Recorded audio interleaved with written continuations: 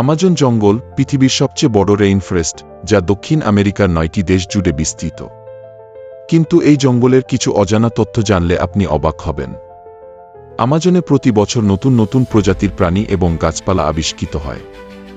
বিজ্ঞানীদের ধারণা, এখনও পর্যন্ত মাত্র 10% প্রজাতি আবিষ্কৃত হয়েছে। বাকি 90% এখনও রহস্যে ঘেরা। আমাজন নদী পৃথিবীর দ্বিতীয় দীর্ঘতম নদী, কিন্তু এর জলপ্রবাহ সবচেয়ে বেশি।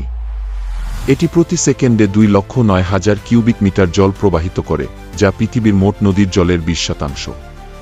আমাজনে 4 শতাধিক আদিবাসী গোষ্ঠী বসবাস করে, যাদের অনেকেরই আধুনিক সভ্যতার সাথে কোনো যোগাযোগ নেই।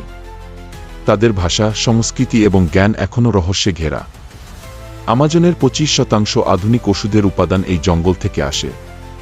ক্যান্সার, ডায়াবেটিস এবং অন্যান্য রোগের চিকিৎসায় ব্যবহৃত অনেক গাছপালা এখানে পাওয়া যায়।